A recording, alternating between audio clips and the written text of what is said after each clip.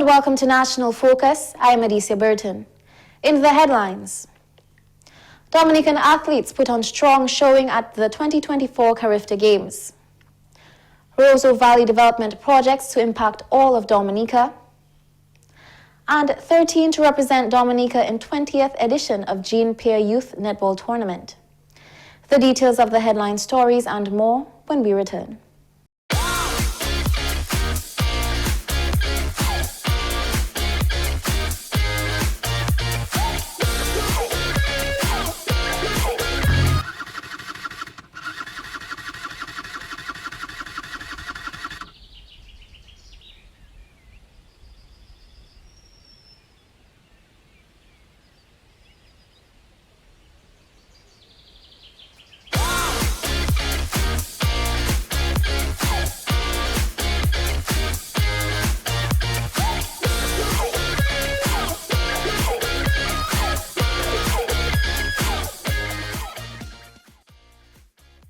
Ride safe, wear a helmet, safer roads in the nature aisle. This message was brought to you by the government of the Commonwealth of Dominica.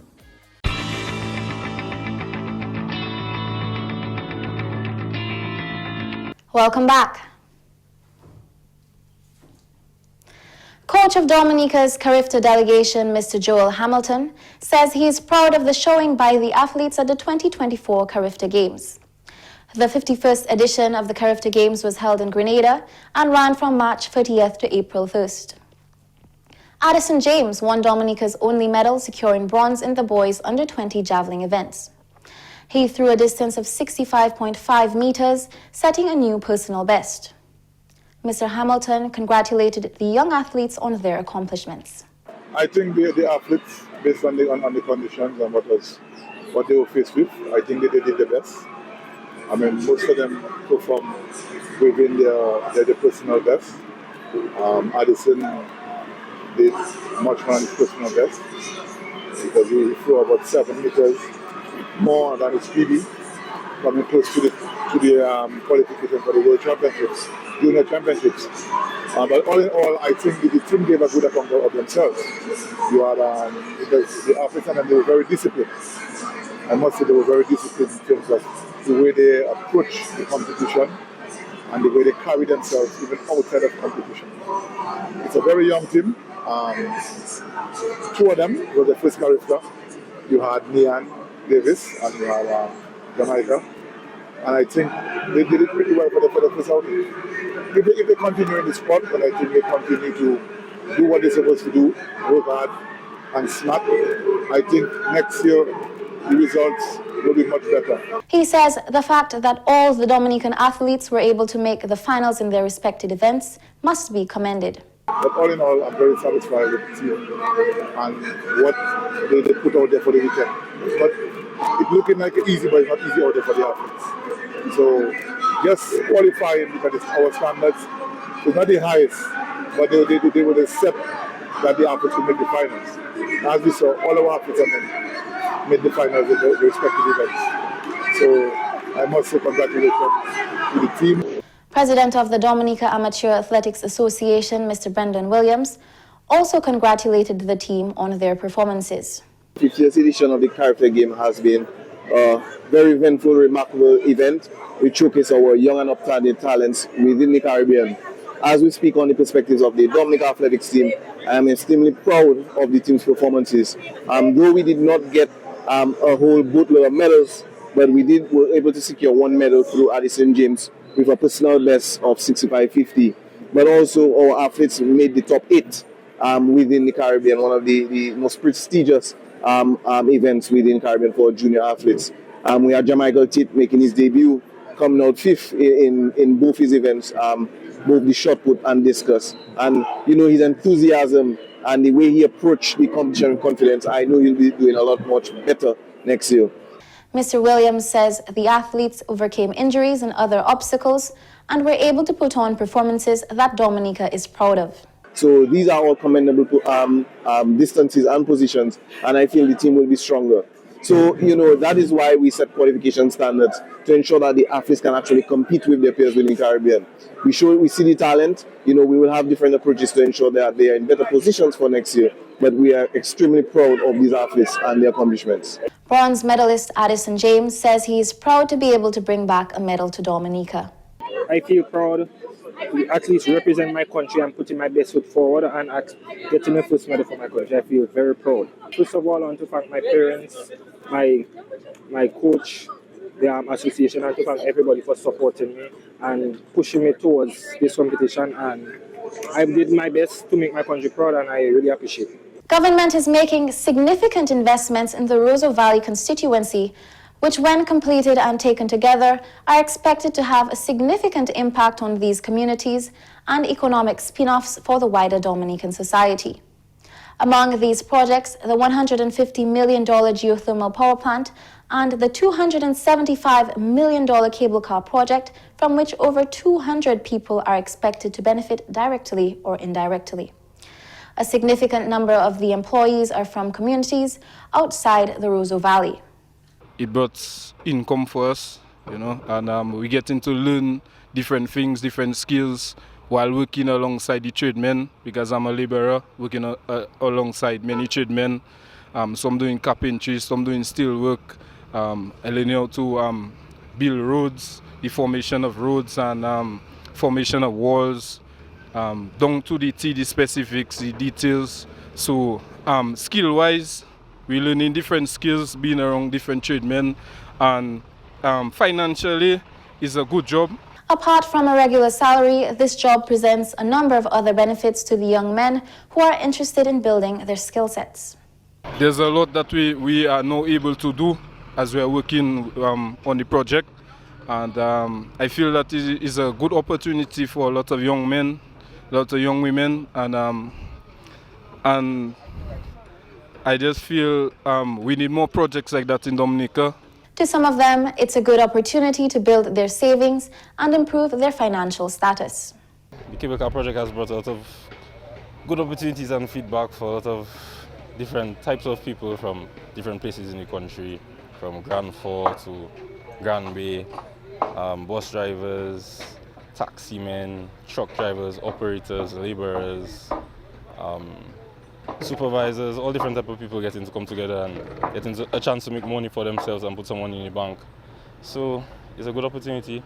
The project's economic impact reaches far beyond the immediate communities. We have workers here from Grand Bay, going all the way from Portsmouth, Grand Fort, all parts of the country, all different type of workers, from steelmen to drivers to woodwork to plumbing, electricals, all different types of crafts and skills are being used in the optic of the project happening now. Upon completion, the cable car project is expected to enhance the tourism offerings in the Roseau Valley specifically and Destination Dominica on a whole.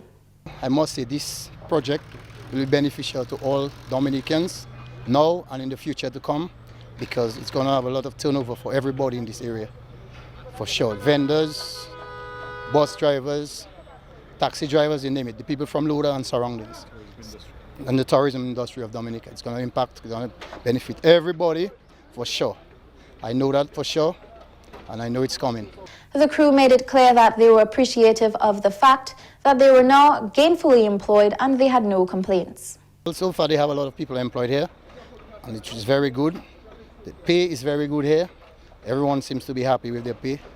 13 young girls left the island on Tuesday to represent Dominica in the 2024 edition of the Pierre Caribbean Youth Netball Tournament.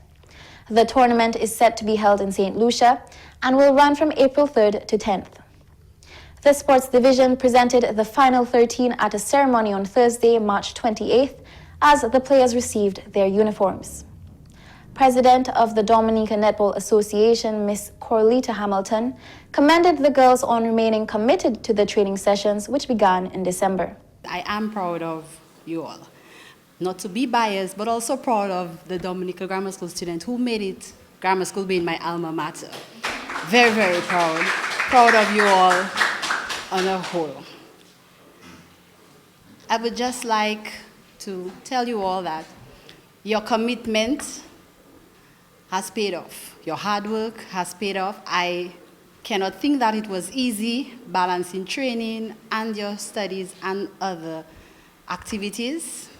However, time management is important, and I believe that you all have it. She encouraged them to remain united and to display teamwork as their ambassadors for Dominica.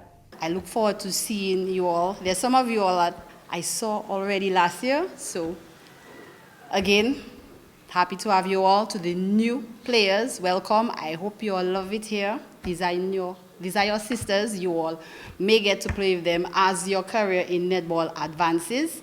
And I would just like to encourage you all to keep the teamwork spirit. From the past tournaments, you all know which countries which are tough, not tough. I just want to tell you all, continue that teamwork. No matter how frustrating the game is, no matter how frustrating the umpiring may be, keep your cool. You are an ambassador as well. If you are not happy about it, you have your management staff to speak with. We're going to continue to keep ourselves on the courts. If we are not pleased, we will take it outdoors, because Dominica has always been the most disciplined team. Sports coordinator Mr. Trevor Shillingford says Dominica has been a constant participant in this tournament as it provides a platform for the young players. Dominica is once more participating in this championship. We have made it a habit to be a regular participant at this championship. And you girls would realize that some of the countries, those of you who played last year, would realize that some of the countries that you played with last year will not be here this year, right? And the officials from CNA will say to you that they always guarantee that Dominica will be part of this program. And that is the commitment that we give from the sports division, that we will always make ourselves available at this competition. We will always ensure that we provide that type of platform for the development of our young ladies. The sports coordinator says government remains committed to the development of the young sportswomen, spending over $41,000 for the participation in this year's tournament. Now, the participation of Dominica at this tournament is fully covered by the government of Dominica. And we have been doing so for the last 16 or so years that we have consistently participated at the tournament. And this year's participation is costing the government of Dominica $41,239.11 to participate in this year's tournament. And this is only for your participation in St. Lucia. There were other costs that we had leading up to the tournament, because the full transportation cost for getting you all to training was actually covered by the Ministry of Sports, the government of Dominica. We would have two buses, one coming from the northeast and the other coming from the north. And each bus, there's a cost to the transportation of the students to the city. He encouraged the players to be true ambassadors of Dominica as they play to the best of their ability. It was a very costly exercise, but for us it was money well spent, since we know that the money spent actually helped in the development of our youth. And girls, we are looking forward to you paying back that investment that was made in you. And all we ask of you is to go out and be true ambassadors to of your country. Perform to the best of your ability. Display a high level of sportsmanship at all times during the game. Remember that the umpire's decision, umpires, you call them president or referee? Umpire's decision is always final, right? And whether you feel that it's not in your best interest, just get along with the game and forget about the umpires. The umpires have their work to do, you have your work to do, and your work is to keep the ball flying at all times. The team includes Captain Kenya John, Natalia Dawe, Janelle Williams, Jarissa Gage, Anisha Pinard, and Alicia Julian of the Convent High School. Lemaya Ford, Timisha Pierre-Louis, and Nisha Remy of the Portsmouth Secondary School, Kaden Wilkinson and Janet Phillip of the Northeast Comprehensive School, Kenisha Dimizen of the Castlebrew Secondary School, and Rochelle Marshall of the Dominica Grammar School. They will be accompanied by head coach Miss Jennifer Nanton, assistant coach Melissa Williams, primary care Miss Melissa Alfred, and manager Konya James. You're watching National Focus. More when we return. I love the freedom when I'm out there. Simply put, the worries from shore, none of that out there. And it's my daily bread. I learned it from my dad. My dad is one of the senior guys here who catch the biggest fish around here. And he's top with the red snappers. It's a family thing. I'm the only one fishing right now in the family. Just keeping it going. I enjoy bringing them up, man. Sometimes we have a yellowfin tuna, 400 pounds. Man, let me tell you, that's just a joy out there. I enjoy going out there and just holding the big fish. I don't lift weights, I lift fish. The morning of my fishing trip, I would get up, make a little spice tea. Then I come down here. I have my GPS, which most fishermen are supposed to have that. Normally I prepare the day before, because whenever you go out there, you must have ice. Ice is a must for preservation of the fish. So I always make sure I have everything the day before. My fish represents me, and I bring good quality fish ashore simply because the restaurants themselves, they have to show a quality product. Tourism and agriculture go hand in hand. That's what I think. We're all connected. It's like a big machine, and I'm just so proud to be a part of it. My name is Brandon Carlisle, and tourism is my business.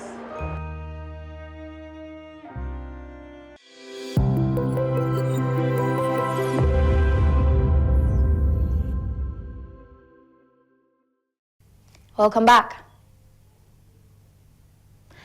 The Caribbean Development Bank Basic Needs Trust Fund BNTF program continues to positively impact communities as they prepare to implement Cycle 10 of the BNTF program.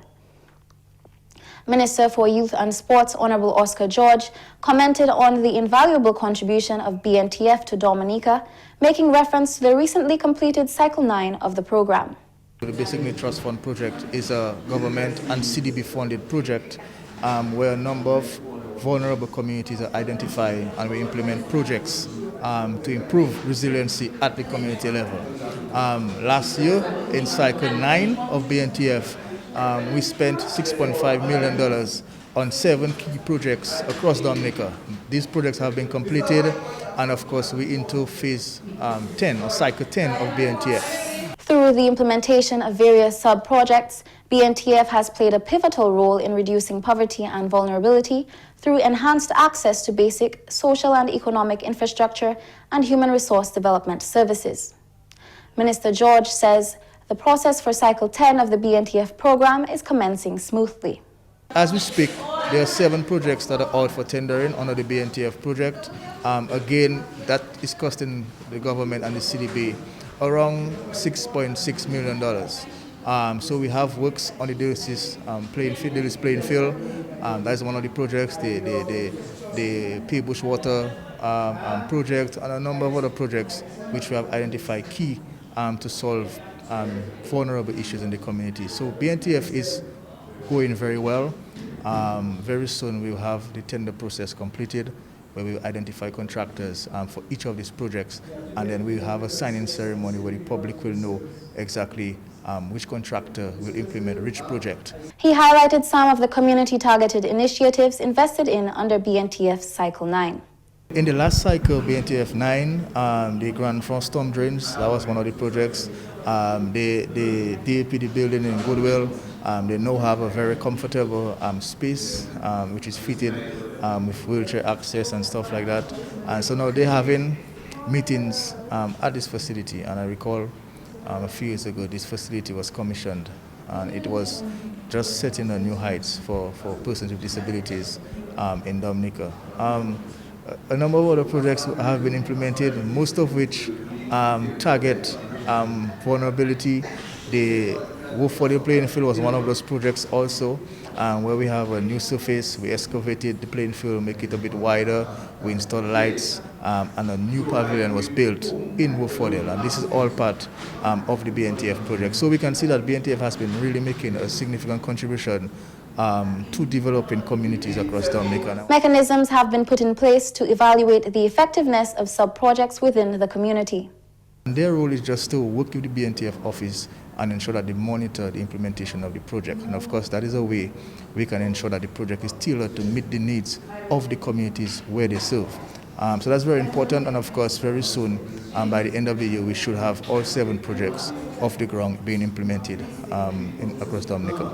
Thus far, there have been 9 completed BNTF program cycles, implementing over 2,000 sub-projects to directly impact the lives of more than 2.8 million people in vulnerable communities across the region. The community of Maho now has maximized access to the Tizza grounds as a result of the completion of the field lighting project on March 27, 2024. Minister for Youth and Sports, Honorable Oscar George, provided an update on the project. As we know, we committed to constructing or installing 8 lighting solutions at 8 playing fields. To date, we have already erected the poles at the Tizza grounds in Maho, and I'm very happy for this. I want to commend the contractor for his diligence in ensuring that we got to this stage. So if you go to Tizza now, you would see 6 posts fully erected with concrete foundations, very resilient poles, very good lighting solutions to light up Tizza playing field. The Tizza grounds is the first to be completed in a series of field lighting solution projects funded under Dominica National Lotteries Commission in collaboration with the government of Dominica. It's something we're passionate about. As I said, we're spending about $230,000 for each playing field, and you can do the maths multiplied by 8, so you can understand the significant sum that's being spent towards that program. But again, it will be just a small part of the overall support we give into sports. A number of communities will benefit from the lighting solutions. We currently have similar works ongoing at the Bellevue playing field, another community playing field where we want to boost sports being played in that area. So we're doing the trenching at the Bellevue area. And of course, Vickers will commence this week in terms of the lighting solutions. And of course, we will go to Soufriere, Granby, Portsmouth, Ansdimay. So it's a number of playing fields we have identified as key areas where the community, and if they come out and support, if they have the lighting solutions, then more people will come up and support sports being played there. The provision of lighting solutions is geared at enhancing citizen engagement in physical activities and boosting sports development across the island. And that's all for this edition of National Focus. Be sure to follow GIS Dominica on Facebook, YouTube, and on Twitter. You can also drop us an email at gis@dominica.gov.dm. From all of us here on the GIS News production team, I am Adicia Burton. Thank you for watching.